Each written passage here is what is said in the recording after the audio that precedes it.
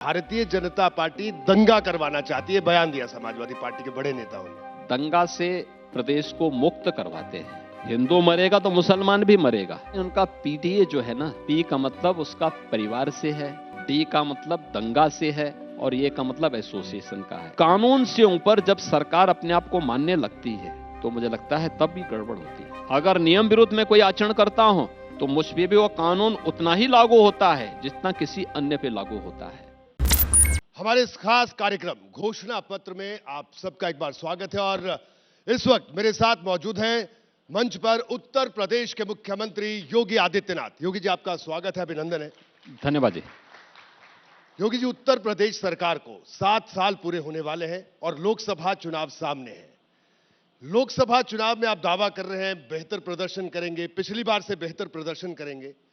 क्या लगता है कि इन 7 सालों में आपने ऐसा क्या कर दिया कि आपको लगता है कि और ज्यादा अच्छा प्रदर्शन आप कर लेंगे?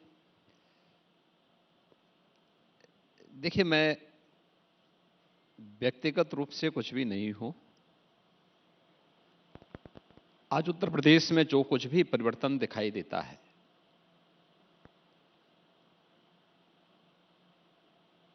इसका श्रेय देश के यशस्वी प्रधानमंत्री से नरेंद्र मोदी जी को दिया जाना चाहिए और उत्तर प्रदेश की जनता जनार्दन को, जिसने मोदी जी पे बार बार विश्वास किया।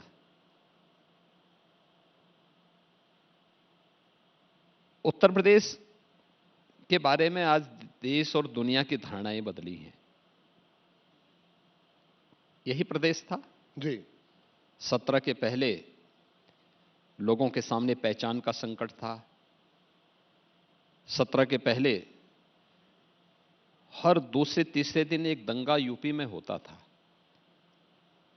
न बेटी सुरक्षित थी, न व्यापारी सुरक्षित था। महीनों महीनों कर्फ्यू लगा रहता था। सुरक्षा की स्थिति बदतर थी तो स्वाभाविक रूप से प्रदेश में विकास का माहौल भी नहीं था। जो सरकारें थी उन्होंने अपने परिवार का विकास तो किया, जातीयता के नाम पे समाज को विभाजित करने का कुत्सित प्रयास किया, लेकिन प्रदेश उनकी प्राथमिकता में है, ये कहीं भी नहीं दिखता था। पहचान का संकट था यहां के युवाओं के सामने, समाज के हर तबके के सामने। आज मैं कह सकता हूं, नए भारत का नया उत्तर प्रदेश, देश की सबसे बड़ी उभरती हुई अर्थव्यवस्था के रूप में जाना जाने वाला आज का उत्तर प्रदेश, दंगा मुक्त उत्तर प्रदेश, देश के अंदर सबसे अधिक निवेश के प्रस्ताव को जमीनी धरातल पर उतारने वाला प्रदेश, तो स्वाभाविक रूप से चाहे वह विकास की योजनाओं को, इंफ्रास्ट्रक्चर डेवलपमेंट से जुड़े हुए बड़े बड़े विकास की योजनाओं को सबसे तीव्रता के साथ आगे बढ़ाने वाला प्रदेश के रूप में हो, मोदी जी के लोक कल्याणकारी अभियान को सबसे प्रभावी ढंग से उतारने वाले प्रदेश के रूप में उत्तर प्रदेश की पहचान हो, या फिर सबसे अधिक निवेश के प्रस्तावों को जमीनी धरातल पर उतारने वाले प्रदेश के रूप में, या सबसे सुरक्षित प्रदेश के रूप में वह प्रदेश उत्तर प्रदेश है, तो स्वाभाविक रूप से जनता जनार्दन का आशीर्वाद तो 5वीं बार मोदी जी को मिलना, यह मोदी की गारंटी की ही तर्ज पर सुनिश्चित है। तो यानी आपका कहना है कि ये योगी की भी गारंटी है उत्तर प्रदेश में कि उत्तर प्रदेश में पिछली बार से बेहतर प्रदर्शन आप करेंगे? हाँ, पिछली बार से बेहतर प्रदर्शन होगा और बेहतर प्रदर्शन उस तर्ज पर होगा। हमारी राष्ट्रीय कार्य परिषद और राष्ट्रीय अधिवेशन में वहां पे एक संकल्प हुआ, एक संकल्प पारित हुआ। वह संकल्प पारित था कि भारतीय जनता पार्टी प्रधानमंत्री मोदी जी ने देश को धारा 370 कश्मीर से समाप्त करके एक विधान, एक निशान और एक प्रधान की इस अवधारणा को सार्थक किया। अब मोदी जी को कृतज्ञता के लिए देश की जनता, भारतीय जनता पार्टी को आशीर्वाद दे कि वह 370 सीटें भारतीय जनता पार्टी की ओर से और एनडीए सहयोगी दलों के साथ मिलकर के 400 पार के लक्ष्य को प्राप्त करने की दिशा में हम आगे बढ़ेंगे। और उत्तर प्रदेश देश की सबसे बड़ी आबादी का राज्य है, 80 लोकसभा सीट यूपी के अंदर है, तो यूपी अपनी भूमिका इसी रूप में प्रदर्शित करेगा। जी, तो आप कह रहे हैं बेहतर प्रदर्शन होगा। योगी जी, एक और बात, मैं आपकी सरकार के कार्यकाल की बात करें, क्योंकि एक तरह से लोकसभा चुनाव है, लोग वो भी देखेंगे कि आपकी सरकार ने, आपका दूसरा टर्म है, कैसे काम किया। अर्थव्यवस्था की आपने बात की। आपका जब पहला टर्म था तब भी आपने कहा था अर्थव्यवस्था पर, आपने कहा कि प्रदेश की अर्थव्यवस्था पर काम करने की जरूरत है। तो आपको लग रहा है कि जो लक्ष्य तय किया था उस लक्ष्य को हासिल कर लिया गया है? देखिए, आज 23 मार्च है। कल मेरी सरकार के 7 वर्ष के कार्यकाल पूरे होंगे जी। और इन 7 वर्षों में मैं कह सकता हूं कि 3 वर्ष का कार्यकाल हमारी सरकार का या देश का, पूरी दुनिया का भी इस सदी की सबसे बड़ी महामारी कोरोना से जूझते हुए, लड़ते हुए व्यतीत हुआ। और देश के अंदर करिश्माई नेतृत्व मोदी जी का है कि उन्होंने विपरीत परिस्थितियों में भी भारत की अर्थव्यवस्था को मजबूत बनाया और आज दुनिया के अंदर सबसे तेज उभरती हुई अर्थव्यवस्था के रूप में भारत की अर्थव्यवस्था है। स्वाभाविक रूप से इसका खामियाजा उस कालखंड में उत्तर प्रदेश को भी भुगतना पड़ा था। उस सब के बावजूद अगर इन 7 वर्षों के कार्यकाल में देखेंगे तो हमें एक्चुअल में सही तरीके से कार्य करने की नियत से अगर आप देखेंगे तो हमें 4 वर्ष ही जनता जनार्दन की सेवा करने का अवसर प्राप्त हुआ, अपनी योजनाओं को प्रभावी रूप से जमीनी धरातल पर उतारने का अवसर मिला। 3 वर्ष तो कोरोना जैसी महामारी से जूझने और प्रदेश की जनता को बचाने में हमारे व्यतीत हुए। खैर, वो जनता जनार्दन की सेवा का एक अवसर था, एक चुनौती थी, तो उस चुनौती में अपने आप को साबित करने का भी एक अवसर था। उस सब के बावजूद हमने उत्तर प्रदेश की प्रति व्यक्ति आय को दोगुना करने में, उत्तर प्रदेश की जीडीपी को दोगुने से अधिक करने में सफलता प्राप्त की है। ये जो सफलता है, ये उत्तर प्रदेश के अंदर जो प्रधानमंत्री मोदी जी ने $1 ट्रिलियन की इकोनॉमी बनाने के लक्ष्य के साथ एक चुनौती हमें दी थी। आज यूपी, मैं इस बात को कह सकता हूं, एक रेवेन्यू सरप्लस स्टेट है जी। उत्तर प्रदेश अगर इन विपरीत चुनौतियों के बावजूद, एक समय था 17 के पहले जब हमारे पास वेतन देने के लिए पैसा नहीं था, कोई बड़ा बैंक या वित्तीय संस्थान उत्तर प्रदेश को पैसा देने को तैयार नहीं होता था, किसी का उत्तर प्रदेश पर विश्वास नहीं होता था। आज अगर मुझे कोई बड़ा प्रोजेक्ट करना हो जी, तो मुझे नहीं लगता है कि दुनिया का कोई भी ऐसा बैंक या वित्तीय संस्थान नहीं जो लाइन में खड़े होकर के ये ना ऑफर करता हो कि साहब हम इसमें फाइनेंस करना चाहते हैं, हमें अवसर दिया जाए इसमें। ये एक चेंज, बड़ा बदलाव। और मैं कह सकता हूं उत्तर प्रदेश अगले 5 वर्ष के अंदर प्रधानमंत्री मोदी जी के विजन के अनुरूप $1 ट्रिलियन की इकोनॉमी बनकर के देश की अग्रणी अर्थव्यवस्था के रूप में अपने आप को स्थापित करेगा।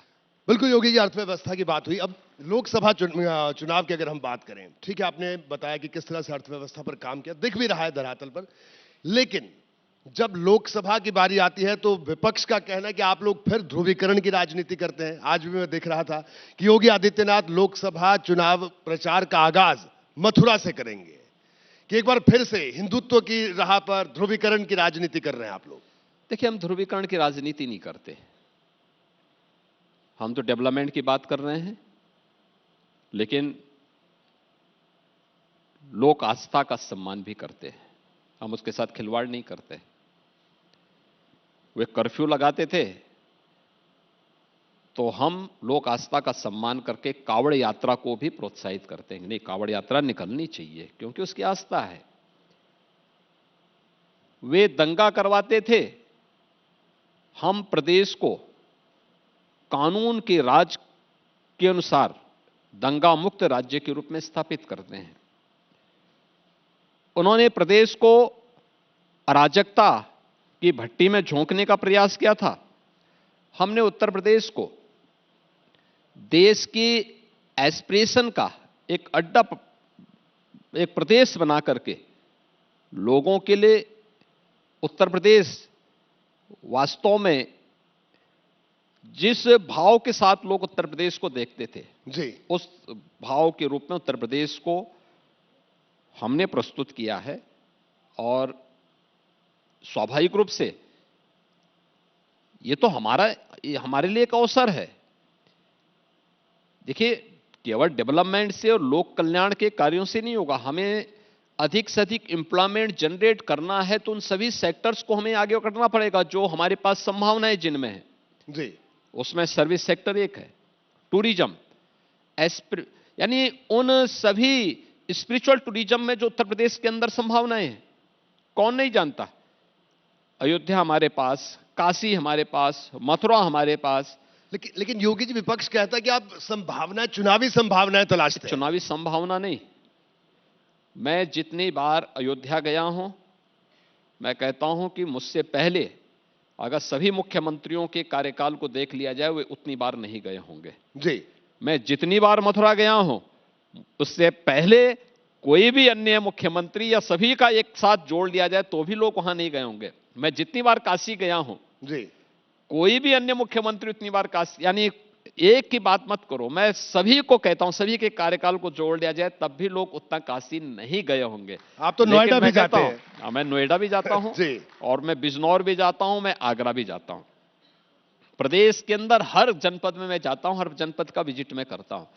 लेकिन मैं कहता हूं ये इसलिए क्योंकि उत्तर प्रदेश में टूरिज्म की एक संभावना है और इन संभावनाओं के माध्यम से हम अधिक से अधिक रोजगार का सृजन करते हैं। आज आप अयोध्या देखिए ना जी। अयोध्या आज की नई अयोध्या है। 17 के पहले जहां बिरानी थी, जहां का नाम लेने से लोग डर रहे थे, जिसके नाम पे बहुत सारे लोगों को लगता था कि हमारे वोट बैंक पे असर पड़ेगा, आज उस अयोध्या में देश और दुनिया का कौन ऐसा व्यक्ति है जो आने का इच्छुक न हो। एक, हां, उसके लिए प्रयास करने पड़े थे, वहां पर अच्छी सड़कें देनी पड़ी, वहां पे जन सुविधाओं का विकास करना पड़ा, वहां पर हमें उन प्रकार की सुविधाओं को, एयरपोर्ट देना पड़ा, 4 लेन की कनेक्टिविटी देनी पड़ी, वहां पे हमें अन्य फैसिलिटी को बढ़ाना पड़ा। और आज अयोध्या को आप देखिए, बदलाव उसी अयोध्या में वो चेंज आया कि जो लोग कल तक कहते थे हम अपनी जमीन नहीं देंगे, आज वे आके कहते हैं साहब हमारी जमीन भी ले लीजिए, क्योंकि अयोध्या एक नई पहचान के साथ सामने आ चुका है। ऐसा लगता है जैसे साक्षात प्रभु राम का अवतरण फिर से अयोध्या धाम में हो गया हो, राम राज्य की अवधारणा साकार हो गई हो ये अयोध्या के अंदर। और मैं कह सकता हूं कि रामलला के विराजमान होने के पहले और 17 के पहले भी अयोध्या में व्यापार का हो या इस सेक्टर में जो संभावनाएं, गाइड का हो या टैक्सी सर्विस का हो या होटल का हो, उनकी जितनी आमदनी होती थी आज उसमें 50 से 100 गुना की बढ़ोतरी हुई है। ये नया चेंज आया है। कितना संभावना विकसित होती है, कितने लोगों को, लाखों लोगों को नए रोजगार के अवसर सृजित हुए हैं। यानी योगी जी, मथुरा अब आपके एजेंडे में, ये बात बिल्कुल साफ है। नहीं, मथुरा के लिए तो हमने ब्रज तीर्थ विकास परिषद बहुत पहले गठित कर दिया था और वहां के विकास को हम आगे बढ़ा रहे हैं। लाखों लोग वहां आते हैं प्रतिदिन। इस समय तो होली का अवसर है जी। मैं अपने मथुरा और वृंदावन वासियों को, बरसाना वासियों को और प्रदेश वासियों को होली की मंगलमय शुभकामनाएं इस प्रतिष्ठित चैनल के माध्यम से भी देना चाहता हूं, आपके घोषणा पत्र के माध्यम से भी देना चाहता हूं कि होली को रंगोत्सव के रूप में, अयोध्या को दीपोत्सव के रूप में, काशी को देव दीपावली के रूप में और मथुरा, वृंदावन, बरसाना को हम लोगों ने रंगोत्सव के रूप में ही प्रदेश के अंदर आने के बाद प्रोत्साहित किया था। आज वह देश का एक उत्सव बन गया है, दुनिया के लोग वहां पे आ रहे हैं। तो स्वाभाविक रूप से मैंने भी सोचा कि चुनावी शुरुआत मैं इस बार मथुरा वृंदावन से ही करूं, कान्हा की नगरी से ही करूं। तो मैं होली के तत्काल बाद वहां जाऊंगा। योगी, एक और बात देखिए, बदायूं की घटना की मैं बात करूं तो समाजवादी पार्टी का कहना है कि भारतीय जनता पार्टी दंगा करवाना चाहती है। बयान दिया समाजवादी पार्टी के बड़े नेताओं ने देखिए, हम दंगा नहीं कि करवाते हैं, चुनाव से पहले दंगा से प्रदेश को मुक्त करवाते हैं। और जो दंगाई कीड़े हैं ना, उनको हम ठीक ढंग से उसका ठिकाना भी लगाते हैं। ये दंगा हमारी प्रवृत्ति नहीं है। हम लोग तो दंगाइयों को सही राह दिखा देते हैं कि भाई देखो, अगर कानून को हाथ में लोगे तो कानून तुम्हें छोड़ेगा नहीं। और बदायूं की घटना दुर्भाग्यपूर्ण घटना थी। 2 मासूम बच्चों की जिस निर्ममता के साथ तालिबानी तरीके से हत्या की गई थी, तो स्वाभाविक रूप से उसकी प्रतिक्रिया भी उसी रूप में सामने आनी थी। एक और बात, अखिलेश यादव कहते हैं कि आपका बुलडोजर चलता है, लेकिन जब बीजेपी नेताओं की बारी आती है तो बुलडोजर की चाबी खो जाती है। चाबी नहीं खोती है। देखिए, बुलडोजर तो अन्यायी और अत्याचारियों के साथ साथ इंफ्रास्ट्रक्चर के लिए उपयोग में आता है। तो इंफ्रास्ट्रक्चर के मार्ग में जो भी बाधक बनेगा, तो बुलडोजर तो उसको रौंदेगा ही रौंदेगा। यानी बुलडोजर की चाबी नहीं खो जाती। खोने का कोई मतलब ही नहीं होता है, वो तो अपनी स्पीड से चल रहा है। ये गति बरकरार रहेगी, आगे भी चलता रहेगा। हाँ, यूपी अपने विकास के इस अभियान को और जनता जनार्दन की भावनाओं के अनुरूप इसी गति से आगे बढ़ेगा। जब से आपकी सरकार आई, टेलीविजन पर रोज इस तरह की तस्वीरें देखने को मिलती हैं कि लंगड़ाते हुए कुछ लोग और उन एनकाउंटर पर लगातार विपक्ष सवाल भी उठाता रहा। देखिए, कुछ भी गलत नहीं होता, जो भी है वह नियमानुसार है। और जो कुछ भी है वह प्रदेश के हित में है, मानवता के हित में है। अगर कोई पुलिस पे गोली चलाएगा, बेटी को और व्यापारी को अगर उनका जीना हराम करेगा, तो स्वाभाविक रूप से कानून का राज ये कहता है कि उसको सही रास्ते पर लेके आओ। तो सही रास्ते पे लाने के लिए फिर जो भी उपाय हो सकते हैं, उस प्रकार के उपाय अपनाने पड़ेंगे। आप कहते हैं सबका साथ, सबका विकास, सबका विश्वास, लेकिन इस सबके में क्या उत्तर प्रदेश का मुसलमान शामिल नहीं हो पाएगा? देखिए, हम तो उस मंत्र को लेकर के चलेंगे जो 2014 में मोदी जी ने दिया था देश को। और उस मंत्र में भेदभाव किसी के साथ नहीं है, न जाति के रूप में, न क्षेत्र, न मत, न मजहब। योजनाओं का लाभ सबको, लेकिन तुष्टीकरण किसी का नहीं। और यही मोदी गारंटी है। हम सबको साथ लेके चलेंगे, सबके हितों को संरक्षण देंगे, सुरक्षा देंगे सबको, योजनाओं का लाभ देंगे सबको, आस्था का सम्मान करेंगे सबकी, लेकिन कानून के साथ खिलवाड़ करने की छूट किसी को नहीं देंगे, अराजकता फैलाने की छूट किसी को नहीं देंगे, लूट खसोट करने की छूट किसी को नहीं देंगे, बेटी और व्यापारी की सुरक्षा के साथ खिलवाड़ करने की छूट भी नहीं देंगे। देखिए, आज यह एक मंत्र बन चुका है,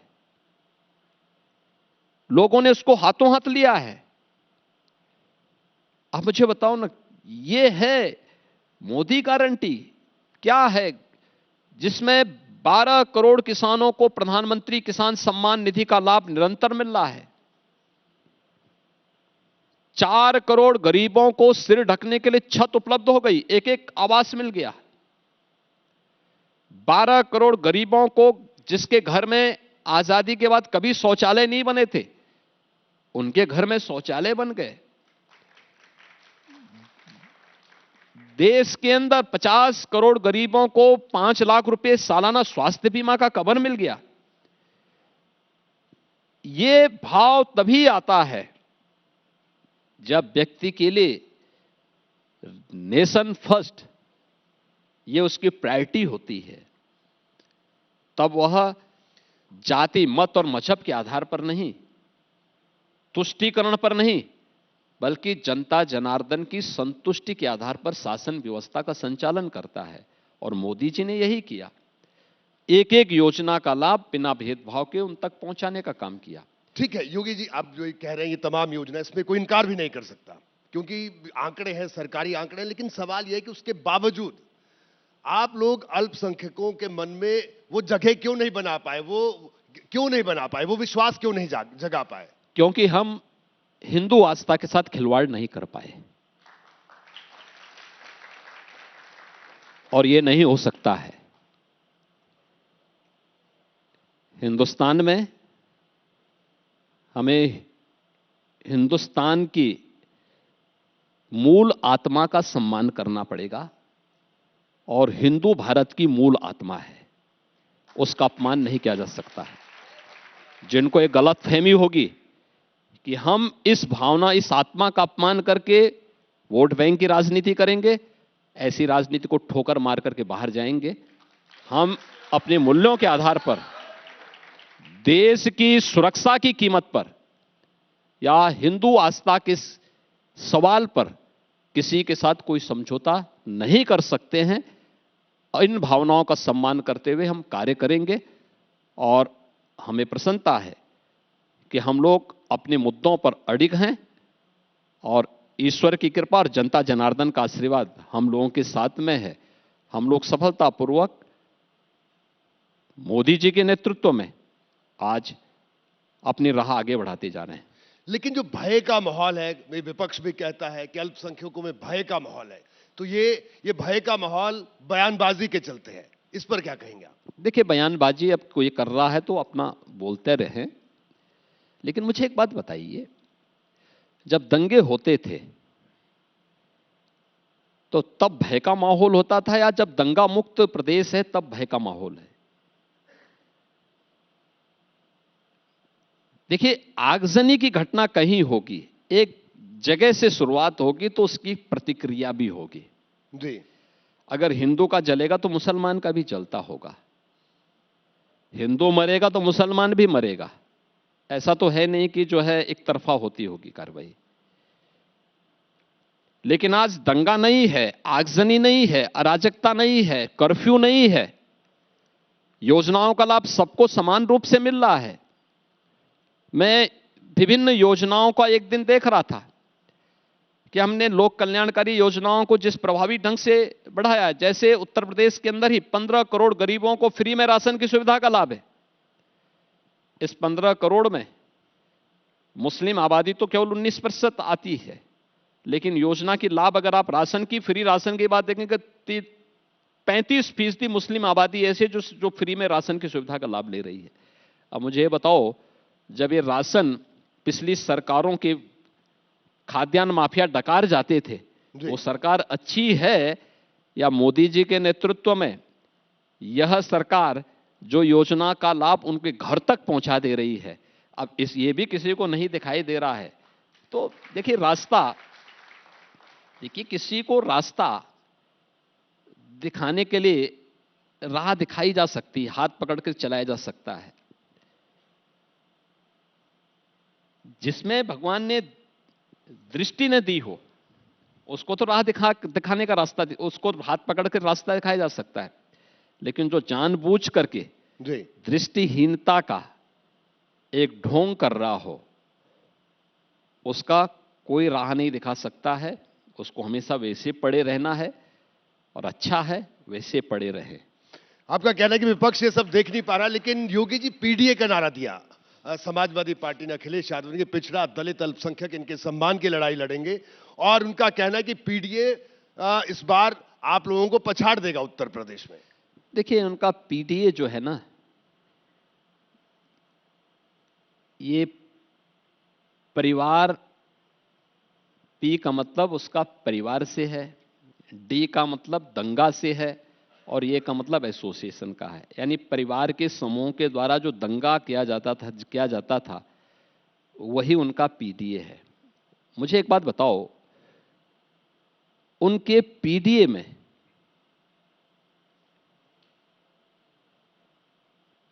प्रदेश क्यों नहीं था? जी। वह समाज क्यों नहीं था? प्रदेश के अंदर जिन 56 लाख गरीबों को मकान मिला था, वह पिछली सरकारों ने, समाजवादी पार्टी 4 बार प्रदेश में सत्ता में आई, उन 56 लाख गरीबों को ये मकान क्यों नहीं मिले?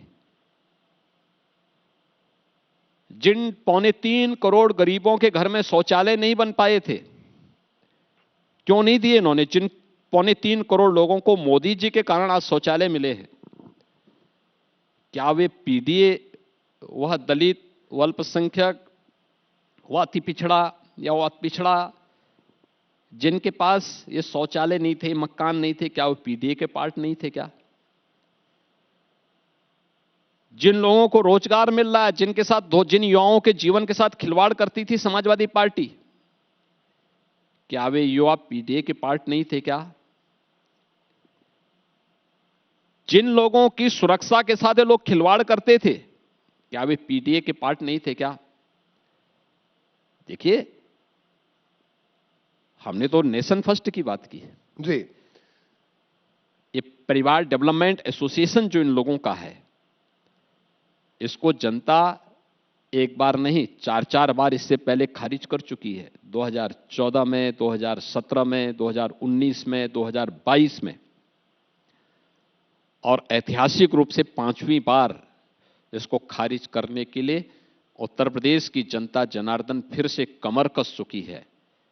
इस बार पूरी तरह हम लोग सबक सिखाएंगे, ये संकल्प के साथ उत्तर प्रदेश की जनता तय कर चुकी है। और आप देखना 4 जून को जब फैसला होगा ऐतिहासिक मतों के साथ, पहले से परिणाम घोषित होगा। मुझे लगता है कि 18वीं लोकसभा एक ऐसी लोकसभा होगी चुनाव के पहले जहां पे विपक्ष अपनी हार मान चुका है, जहां पे पहले से परिणाम के बारे में हर व्यक्ति आश्वस्त है, बस प्रयास करके मतदान स्थल पर जाके के अपने स्तर पर वोट डालना है। और मुझे लगता है कि कहीं कोई दिक्कत नहीं आएगी। पूरी तरह आश्वस्त नहीं होगी जी आप तो? मैं भी आश्वस्त हूं जनता जनार्दन की कृपा से, लेकिन जनता जनार्दन अपने मतदान केंद्र पर जाकर के सबसे पहले मतदान करके इस आश्वस्ति पर अपनी मोहर लगाए। योगी जी, एक और बड़ा सवाल, गंभीर मुद्दा उत्तर प्रदेश में पेपर लीक, और यह भी बड़ा चुनावी मुद्दा विपक्ष भी बना रहा है, और जाहिर सी बात है युवाओं से जुड़ा हुआ मुद्दा है और युवाओं की आप बात करते हैं, लेकिन इस पर क्या कहेंगे आप? पेपर लीक की कुछ घटनाएं हुई हैं और ये एजेंसी के स्तर पर हुई है। हमने दोनों मामलों में बहुत सख्त कार्रवाई की है और हमने पहले से इस बारे में कहा है कि जिसकी भी संलिप्तता होगी, ये मान के चलिए कि ऐसे तत्वों के साथ जो युवाओं के जीवन के साथ खिलवाड़ करेगा या सुरक्षा के साथ खिलवाड़ करेगा, उसके साथ क्या व्यवहार हम लोग करते हैं ये उसको भी पता है। और अब देखना, हम युवाओं के भविष्य के साथ खिलवाड़ करने की चोट किसी को नहीं देंगे। जी। योगी जी, अखिलेश यादव कल आजम खान से मिलकर आए और उसके बाद उन्होंने बयान दिया कि इतना बड़ा राजनीतिक परिवार, पूरे परिवार पर आप लोगों ने एक तरह से अत्याचार किया, झूठे मुकदमे बनाए, कि पूरे के पूरे, उन्होंने कहा कि पूरे देश भर में ऐसा शायद ही कोई उदाहरण देखने को मिले। देखिए, ये तो उनके कर्म, उनको मुकदमे में अपराधी बनाया होगा। सरकार कहां से सामने आ जाती है?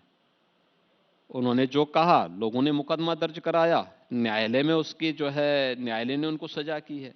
सरकार थोड़े सजा करती है। भारत की न्यायपालिका स्वतंत्र न्यायपालिका भारत के अंदर है, ये तो न्यायालय की अवमानना है। उनका कहना है झूठे मुकदमे बनाए गए। झूठे मुकदमे कहां से बना दिए गए? आप डकैती डालिए और उसके बाद कहें साहब ये तो मुझे झूठा फंसाया जा रहा है। आप झूठे कैसे कह सकते हैं? फर्जी जन्म प्रमाण पत्र बना देंगे। अरे एक व्यक्ति एक ही बार पैदा होगा ना, 2 बार थोड़े पैदा हो जाएगा। आप हर बार नए नए सर्टिफिकेट जारी कर देंगे, कभी कह देंगे कि हम इस सन में पैदा हुए थे, कभी कहेंगे यानी अवसर के अनुसार आप जन्म ले लेंगे क्या? अरे व्यक्ति तो एक ही बार पैदा होता है, बार बार थोड़े पैदा होता है। तो आप गलत प्रमाण पत्र आप स्वयं प्रस्तुत करें, गलत तरीके से अपने डॉक्यूमेंट को फर्जी तरीके से प्रस्तुत करें, तो उसमें हमारी गलती कहां से है? वो तो एक प्रमाणित डॉक्यूमेंट है और न्यायालय उसमें सजा कर रही है, सरकार भी नहीं कर रही है। न सरकार मुकदमा कर रही है, न सरकार जो है उसमें कहीं भी सरकार पार्टी नहीं है। तो ये तो देखिए, ये लोग इस सारे कारनामे में सब लोग भी संलिप्त है। पीडीए जिसकी बात कर रहे हैं, यही पीडीए है। इस फर्जी डॉक्यूमेंट बनाना, फर्जी तरीके से गतिविधियों को आगे बढ़ाना, लोगों को इस तरीके से सारी चीजों को आगे बढ़ाना, यही सब उनका काम है। योगी जी, लेकिन देश भर में आप लोगों पर आरोप लगते हैं कि आप लोग एजेंसियों का गलत इस्तेमाल कर रहे हैं विपक्ष को परेशान करने के लिए। दिल्ली के मुख्यमंत्री अरविंद केजरीवाल पर जिस तरह से ईडी ने कार्रवाई की, इसको लेकर भी सवाल उठ रहे हैं लगातार। देखिए, ये जैसे तो गलत है कि अगर विपक्ष, इस देश में लोकतंत्र है, विपक्ष भी तो अपनी बात कह सकता है। हमने कहीं लोकतंत्र को कम करने की बात तो नहीं की, और आप भी हर व्यक्ति स्वतंत्र है। लेकिन डराते हैं आप लोग एजेंसियों से। आप मुझे एक बात बताइए, क्या अरविंद केजरीवाल जी, अगर लोकतंत्र नहीं होता तो क्या दिल्ली के मुख्यमंत्री बार बार बन पाए होते? ये तो लोकतंत्र के कारण ही संभव हो पाया है, और लोकतांत्रिक मूल्यों के कारण ही हो पाया है। लेकिन लोकतंत्र में किसी व्यक्ति को, किसी पार्टी को या किसी संस्था को डकैती डालने की छूट तो नहीं है। हम लोग मालिक नहीं हो सकते। मैं मुख्यमंत्री प्रदेश का हूं, लेकिन मैं प्रदेश का मालिक नहीं हो सकता। मैं एक जनसेवक हूं, मैं एक कस्टोडियन मात्र हूं। अगर यह भाव मेरे मन में आएगा, मैं जो भी काम करूंगा नियम के अनुरूप करूंगा। अगर नियम विरुद्ध में कोई आचरण करता हूं तो मुझ पे भी वो कानून उतना ही लागू होता है जितना किसी अन्य पे लागू होता है। मैं कानून से ऊपर नहीं हो सकता हूं, हमेशा हमें ध्यान रखना होगा। और जैसी करनी वैसी भरनी। अन्ना हजारे जी का मैं बयान पढ़ रहा था जी, आप उनके बयान को देखें ना, उन्होंने बहुत स्पष्ट कहा है, जैसा किया है वैसे भर रहे हैं। तो कोई इसमें क्या कर सकता है? लेकिन कि दिल्ली में आप लोगों का संगठन खड़ा नहीं हो पाया, आप लोग अरविंद केजरीवाल से लड़ नहीं पाया। देखिए, वो अलग विषय है। कानून अपनी जगह काम कर रहा, और एजेंसी ईडी सरकार के अधीन नहीं, वो तो एक स्वतंत्र नियामक संस्था है, वो अपने अनुसार कार्य करने के लिए स्वतंत्र है। उस पर कोई लगाम थोड़े कसा जा रहा है। लेकिन अगर उसके पास कोई मामला है, उसके पास प्रमाण है, क्योंकि ये अंतिम निर्णय नहीं है, अंतिम निर्णय कोर्ट तक जाएगा, कोर्ट को तय करना है। लेकिन सवाल यह है कि कानून से ऊपर जब सरकार अपने आप को मानने लगती है, या कोई पद पर बैठा हुआ व्यक्ति मानने लगता है, तो मुझे लगता है तब भी गड़बड़ होती है। लेकिन ये जांच एजेंसियां चुनावों के वक्त और ज्यादा एक्टिव हो जाती हैं, जैसे पॉलिटिकल पार्टीज चुनावों में एक्टिव हो जाती हैं, कार्यकर्ता मैदान में आ जाते हैं काम करने के लिए, ये आरोप भी लगते हैं। ऐसा नहीं है। अब तो आचार संहिता लागू हो चुकी है, अब तो सरकार के स्तर पर कोई भी पहल नहीं हो सकती है। सरकार कोई भी पहल नहीं करते इस समय तो। जी, योगी जी, सीएए की अगर हम बात करें, पूरे देश भर में एक बार फिर से चर्चा हुई कि ये भी ठीक चुनाव से पहले कि आप लोगों ने कई चीजें इस तरह से रखी कि एक तरह से ध्रुवीकरण करने की कोशिश, पूरा विपक्ष आवाज उठा रहा है, पूरा विपक्ष बयान दे रहा है। क्या कहना है आपका, आपकी क्या राय है? देखिए, सिटीजनशिप अमेंडमेंट एक्ट ये 19 में पारित हो चुका था जी, और पारित होने के बाद फिर इसके खिलाफ जिस प्रकार का माहौल बनाया गया है, मुझे एक बात बताओ, भारत में पहली मस्जिद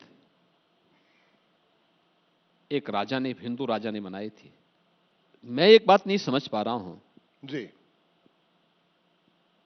कि भारत के अंदर जो मुस्लिम आबादी है 1947 में कितनी थी और आज कितनी है?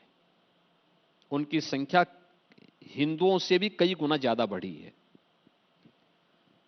जितनी प्रतिशत हिंदुओं की आबादी बढ़ी है देश के अंदर, उससे दुगनी रेट पर मुस्लिम आबादी बढ़ी है। एक तथ्य ये। लेकिन पाकिस्तान में, बांग्लादेश में और अफगानिस्तान में हिंदू आबादी उससे कई गुना घटी है। अगर भारत सरकार भारत के अंदर जन्मी हुई उन सभी उपासना विधियों को, वह सनातन धर्मावलंबी हो, बौद्ध हो, सिख हो, जैन हो, इन सभी को जो इन देशों में पीड़ित है, प्रताड़ित है, और वह वहां से प्रताड़ित होकर के भारत के अंदर शरणार्थी के रूप में रह रहा है, और आज उसको सिटीजनशिप अमेंडमेंट एक्ट के माध्यम से भारत की नागरिकता प्रदान करने के लिए वचनबद्ध है, तो यह मानवता का कार्य है। इसका स्वागत करना चाहिए था, सबको स्वागत करना चाहिए था, और इसके लिए प्रधानमंत्री मोदी जी का और गृह मंत्री अमित शाह जी का अभिनंदन करना चाहिए था। अभिनंदन करने की बजाय विरोध करके आगजनी आप करेंगे, ये विघटनकारी ताकतें हैं जी। और मुझे लगता है सख्ती से ऐसे तत्वों से निपटे जाने की आवश्यकता है, बहुत सख्ती के साथ।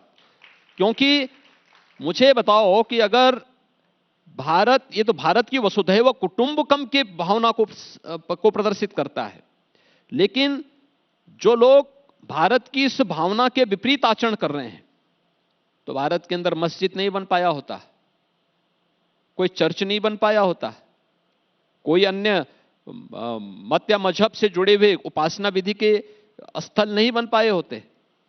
यह आचरण तो जबरदस्ती वाला है, इसमें किसी का हक नहीं छीना जा रहा है, किसी से कोई प्रमाण नहीं, डॉक्यूमेंट्री प्रूफ है ये तो, कि ये अफगानिस्तान से आए हैं, ये पाकिस्तान से आए हैं, ये बांग्लादेश से आए हैं, इतने वर्ष पुराने हैं, भारत में रह रहे हैं, कोई सुविधा नहीं मिल पा रही है, उनको नागरिकता मिलनी ही चाहिए, क्योंकि उन देशों में वे जा नहीं सकते वापस। किस प्रकार का मानवीय अत्याचार होता है वहां पे, रोज तो हमारे पास आते हैं, पाकिस्तान और बांग्लादेश और अन्य देशों में अत्याचार के तो रोज तो शिकायतें होती हैं। विपक्ष का यह भी कहना है कि आप वसुधैव कुटुंबकम की बात करते हैं, सबकी चिंता करते हैं, लेकिन इस देश में जो मुसलमान रह रहा है उसकी उतनी चिंता आपको नहीं है। मुसलमान की कौन चिंता नहीं हो रही है, उसको मकान मिल रहा है, उसको खाने के लिए मिल रहा है, उसके लिए उपचार के लिए मिल रहा है, लेकिन वो भारत का कानून भी तो माने, कानून भारत के अनुसार माने, भारत के संविधान को सम्मान करें, संविधान के अनुसार देश चलेगा। शरीयत हमारा व्यक्तिगत विषय हो सकता है, लेकिन शरीयत संविधान से बड़ा तो नहीं हो सकता, और वह इस बात को माने, भारत की जनता तो सिर आंखों पर बिठाएगी। मदरसों को लेकर बात करना चाहूंगा, हालांकि बोर्ड की बात है, आदेश आ गया कोर्ट का, वो भी सामने, लेकिन लगातार कार्रवाई हो रही है कि उनका स्कूलों पर ध्यान दे रहे हैं, लेकिन मदरसों को भी तो मॉडर्नाइजेशन की जा सकती है, उस पर सरकार का क्यों ध्यान नहीं है? हमने मदरसों के मॉडर्नाइजेशन की ही बात की है। हमें वैज्ञानिक चाहिए, स्किल मैन पावर चाहिए। स्किल तो हमारे पास पहले से है, 25 करोड़ की आबादी पहले से ही है, नई आबादी मत बढ़ाइए। तो स्किल मैन पावर हमें चाहिए, अच्छे इंजीनियर चाहिए, और हमें इसके लिए अपने शिक्षण संस्थानों को उसके अनुरूप बनाना पड़ेगा। उस के अनुरूप बनाने के लिए ही हम लोगों ने बराबर इस कार्रवाई को किया, लेकिन हम लोग देखते थे बहुत सारी जगह इतना फर्जिफिकेशन होता था, इतना फर्जी काम होता था, कागज में कुछ नहीं है लेकिन सरकार से अनुदान दिया जा रहा है। एक भवन में एक ही परिवार के लोग सारे शिक्षक हो गए, एक कमरे में पूरा मदरसा चलाया जा रहा है, वे कैसे कोई मान्यता दे देगा? पिछली सरकारों की मजबूरी रही होगी, वोट बैंक की राजनीति, लेकिन बच्चों के जीवन के साथ खिलवाड़ है। हम स्कूल में, बेसिक शिक्षा परिषद के स्कूल में, या हमारे इंटर कॉलेजेज में, या हमारे उच्च शिक्षण संस्थानों में हम उनको फ्री में एजुकेशन दे रहे हैं, सभी प्रकार की फैसिलिटी भी उपलब्ध करा रहे हैं। बेसिक एजुकेशन में तो हमने हर बच्चे के लिए 2 यूनिफॉर्म दे दी है, bag, book, shoes, socks, sweater, सारी सुविधाएं दे दी है। स्मार्ट क्लास दे रहे हैं। ऑपरेशन कायाकल्प में हर विद्यालय को हम लोगों ने बुनियादी सुविधाओं से आच्छादित किया है। हमारा यह कहना है, इन चीजों को, माननीय न्यायालय का जो फैसला आया है हम इसका सम्मान करते हैं, और इसको प्रदेश में क्रमबद्ध तरीके से हम लागू करके प्रदेश की शिक्षण व्यवस्था को एक समान शिक्षण व्यवस्था के साथ जोड़ने का कार्य करेंगे, जहां पे जाति, मत, मजहब के आधार पर कोई भेदभाव नहीं होगा। एक भारत की राष्ट्रीयता का सम्मान करने वाली शिक्षा, भारत के संविधान को सम्मानित करने वाली, बाबा साहब भीमराव अंबेडकर को सम्मान देने वाली शिक्षा, भारत के महापुरुषों का सम्मान देने वाली शिक्षा हम अपनी सभी संस्थानों में उपलब्ध करवाएंगे। योगी जी को और अहम बात, उत्तर प्रदेश की अगर बात करें, अभी जो वैसे खबर आ रही है कि राहुल गांधी और प्रियंका गांधी अमेठी रायबरेली से चुनाव नहीं लड़ेंगी, सोनिया जी राज्यसभा चली गई हैं, सपा ने कांग्रेस के साथ गठबंधन किया, बसपा की चर्चा थी, नहीं हो पाया, तो ये जो गठबंधन है, कांग्रेस और समाजवादी पार्टी जब एक साथ आएंगी तो इनका कहना है कि एक बड़ा वर्ग, तमाम पूरा समाज साथ चल रहा है इस वक्त, इस बात को किस तरह से देखते हैं, कितनी बड़ी चुनौती आप मान रहे हैं? देखिए, गठबंधन 2017 में भी हो चुका था जी। ये दो युवाओं की जो जोड़ी है ना, इस 17 में भिड़ चुकी है यूपी में जी। और दोनों को प्रदेश की जनता ने बहुत अच्छे ढंग से सबक सिखाया था, और यही कारण है कि गठबंधन के बावजूद भी दोनों भाई बहन उत्तर प्रदेश में आने का साहस नहीं कर पा रहे हैं। ये बदला हुआ उत्तर प्रदेश है। अब यहां पे आकर के उत्तर प्रदेश के किसी संसदीय क्षेत्र में जाकर के झूठे वायदे करके आप जो है प्रदेश की जनता की आंखों में धूल नहीं झोंक सकते। ये उत्तर प्रदेश की जनता पहले से तय कर चुकी है। इसलिए यहां पे मुझे नहीं लगता है कि इस गठबंधन का कोई असर होगा। जी। भारतीय जनता पार्टी अपने सहयोगी दलों के साथ उत्तर प्रदेश के अंदर अब तक का सबसे बेहतरीन प्रदर्शन करेगा और हम उस दिशा में पूरी मजबूती के साथ आगे बढ़ रहे हैं। सहयोगी दल आपको लग रहा है कि पूरे मजबूती के साथ खड़े रहेंगे? क्योंकि अभी एक सहयोगी आपके साथ आए हैं, वो कभी चले जाते हैं, कभी समाजवादी पार्टी के साथ चले जाते हैं, कभी आपके साथ आ जाते हैं। आज तो फिलहाल हमारे साथ में हैं और आगे भी रहेंगे। जी, मतलब उम्मीद है कि नहीं, उम्मीद नहीं, हमारे साथ में है। साथ में है, दिल से साथ में है योगी जी? नहीं, हमारे यहाँ सत्ता के लिए साथ में? हमारे यहाँ देखिए, जो भी आता है दिल से ही आता है, और दिल जब साथ में है तो दल पीछे पीछे अपने आप आ जाता है। अब योगी जी, आपने कहा कि जो आपके साथ आता है वो दिल से आता है, लेकिन अमूमन हम भी इतने लंबे अरसे से राज्यसभा के जब चुनाव होते थे कवर करते थे। राज्यसभा का चुनाव का मतलब वोटिंग हुई, नतीजा आता था, ये जीत गए, ये हार गए। लेकिन अब ऐसा माहौल हो गया कि राज्यसभा का जब चुनाव आता है तो पूरा विपक्ष डर जाता है कि पता नहीं कौन किसको आप लोग तोड़ लेंगे। जो तोड़ फोड़ जो होती है, हम तोड़ते नहीं किसी को। देखिए, ये लोकसभा चुनाव का पूर्वाभास था। ये चीजें दिखाती हैं कि जब उनके नेताओं का विश्वास उन पे नहीं है तो जनता जनार्दन भी उन पर विश्वास नहीं करेगी। और आप देखना, ये होगा लोकसभा चुनाव में। योगी जी, तो तोड़ना हो, बताइए, राज्यसभा का चुनाव चल रहा है, जिसको विप जारी करना है वही बीजेपी के साथ आकर खड़ा हो जाता है। मैं यूपी की बात कर रहा हूं। नहीं, यूपी की मैं बात कर रहा हूं जी, कि उनके नेताओं का विश्वास उन पे नहीं था, इसलिए उनके सभी बड़े नेता राज्यसभा चुनाव में भारतीय जनता पार्टी के द्वारा अधिकृत प्रत्याशी के समर्थन में आते हैं और उनको अपना समर्थन देते हैं। तो यानी योगी जी, आपका कहना है कि अभी भी विपक्ष के कई नेता जिनके मन में आप लोग समाये हुए ऐसे लोग हैं अभी, और जो आपके साथ दिल से दिल जुड़ेगा और आ जाएंगे? क्यों नहीं, सभी लोग बीजेपी में आने के इच्छुक हैं, बीजेपी में आना चाहते हैं, लेकिन हम सबको लेना भी नहीं चाहते हैं। जन भावनाओं का सम्मान करने वाले, प्रदेश की सुरक्षा का सम्मान करने वाले लोगों के साथ में, प्रदेश को निवेश के बेहतरीन गंतव्य के रूप में स्थापित करने वाले और उन भावनाओं का सम्मान करने वाले लोग ही हमारे साथ चल पाएंगे।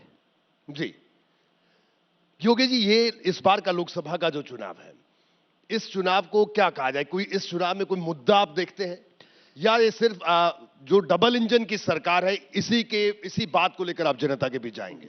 देखिए,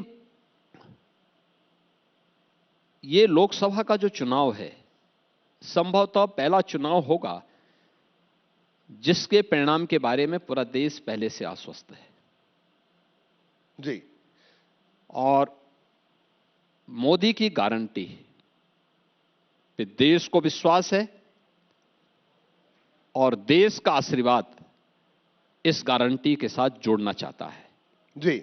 और इसलिए मैं कह सकता हूं कि लोगों को पूरा विश्वास है कि 4 जून को जब परिणाम आएंगे, मोदी जी तीसरी बार भारत के प्रधानमंत्री बनेंगे और भारत इसके साथ ही मोदी जी के नेतृत्व में दुनिया की सबसे बड़ी अर्थव्यवस्था बनने की ओर अग्रसर होगा। जी, हमारे देश का देश की सबसे बड़ी अर्थव्यवस्था के रूप में स्थापित होना ढेर सारा संदेश कह देता है। हर व्यक्ति के जीवन में परिवर्तन, बेहतरीन वर्ल्ड क्लास इंफ्रास्ट्रक्चर,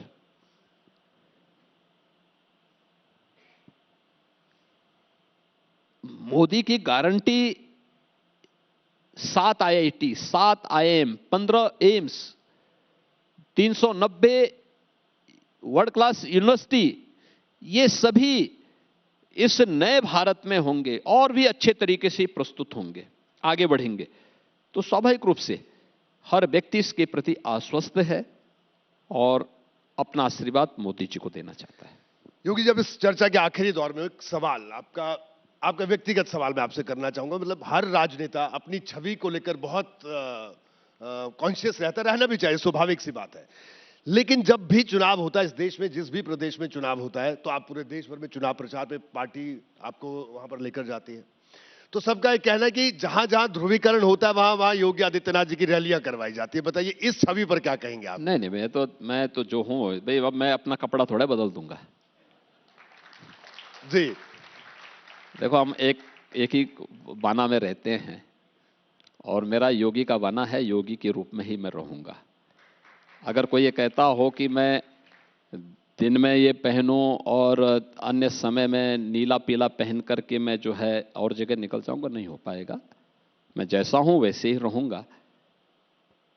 पार्टी मुझे जहां भी बोलेगी मैं वहां जाऊंगा और स्वाभाविक रूप से हम भी अपने राज्य में राष्ट्रीय स्तर के भी और अन्य राज्यों के भी नेताओं को बुलाते हैं, वे भी आते हैं। जनता की अपेक्षा होती है, उन जनता की अपेक्षाओं के अनुरूप हम सबको बुलाते हैं। योगी जी 400 पार बात कर रहे हैं प्रधानमंत्री जी एनडीए की और 370 बीजेपी की। ये सवाल आपसे इसलिए वाजिब है क्योंकि 80 सीट वाला उत्तर प्रदेश है, लेकिन ये 400 सीट कहां से आ रही है? हम लोग भी अगर कैलकुलेट करते तो 400 का आंकड़ा तो बहुत दूर दिखता है। 80 तो यूपी से ही है। यूपी में 80 कैसी आपका कहना है? मैं क्या कर रहा हूं, 80 तो यूपी से ही है, तो स्वाभाविक रूप से यूपी का अब तक का सबसे बेहतरीन प्रदर्शन होने वाला है। जी, और आपको लगता है कि पूरे देश भर में, दक्षिण भारत में भी इस बार भारतीय जनता पार्टी को सफलता मिलेगी? अब तक के जो रुझान है, आंध्र में, तमिलनाडु में, केरल में, जहां पे बीजेपी पीछे थी या गत चुनाव में कोई सीट नहीं थी, आंध्र में नहीं थी, केरल में नहीं थे, वहां पे बीजेपी सीट पाएगी जी, और अच्छी सीट्स पा रही हैं। कर्नाटक में कोई दिक्कत नहीं, बीजेपी बहुत अच्छी सीट पाएगी। तेलंगाना में बहुत अच्छी सीट पाएगी। महाराष्ट्र में भी बीजेपी अच्छी सीट्स पाएगी। लेकिन इन 3 राज्यों में भी बहुत अच्छे रुझान अब तक देखने को मिले। तो आपका कहना 400 पार? 400 पार। योगी जी, बस एक आखिर में एक सवाल, बीएसपी की चर्चा मैंने आपसे इस पूरी बातचीत के दौरान नहीं की। क्या कहना है, बहन जी को इस चुनाव में कोई चुनौती मानते हैं? किस तरह की चुनौती आप मानते हैं? देखिए, उनका अपना वोट बैंक है जी, और वो चुनाव लड़ रही हैं। अब अकेले लड़ती हैं, किसी पार्टी के साथ गठबंधन करती हैं, क्या करती हैं, ये अगले कुछ दिनों के अंदर ही पता लग पाएगा। लेकिन मेरा मानना है कि प्रदेश में 3 बार मुख्यमंत्री के रूप में उन्होंने काम किया है, तो स्वाभाविक रूप से उनका अपना वोट बैंक है, उसका लाभ उनको प्राप्त होगा। और अगर बीएसपी कमजोर पड़ती है तो स्वाभाविक रूप से उसका लाभ बीजेपी को प्राप्त होगा। इनका क्या, सब लोग ये कह रहे हैं कि बसपा अलग अलग चुनाव लड़ रही है, इसलिए बीजेपी, योगी आदित्यनाथ और बीजेपी के सारे नेता बीएसपी के लिए सॉफ्ट। हम किसी के प्रति सॉफ्ट नहीं हैं। एसपी और बीएसपी दोनों 19 में मिलकर के बीजेपी के खिलाफ ताकत आजमा चुके हैं जी, और उसमें भी आपने देखा होगा कि बीजेपी ने उस समय 64 सीट जीती थी जी, 80 में से 64 सीट तो उसी समय हमारे पास आ गई थी। तो स्वाभाविक रूप से पिछले 5 वर्ष में मोदी जी के नेतृत्व में और तीव्र गति से विकास हुआ है। जन भावनाओं का भी सम्मान हुआ है और विकास के भी बड़े बड़े कार्य हुए हैं। तो अब तो और भी अच्छे परिणाम आने वाले हैं। योगी जी, आपका बहुत बहुत शुक्रिया हमारे इस खास कार्यक्रम में आने के लिए। रोहित जी, आपको और आपकी पूरी टीम को भी मैं, आप उत्तर प्रदेश की राजधानी लखनऊ में आए हैं लोकसभा चुनाव के ठीक पहले और होली के ठीक पहले। एबीपी न्यूज़ ने घोषणा पत्र पर आधारित अपना ये कॉन्क्लेव लखनऊ में किया है, इसके लिए मैं धन्यवाद देता हूं और अपनी इस एबीपी परिवार को भी और आपके सभी दर्शकों को होली की मंगलमय शुभकामनाएं देता हूं। धन्यवाद।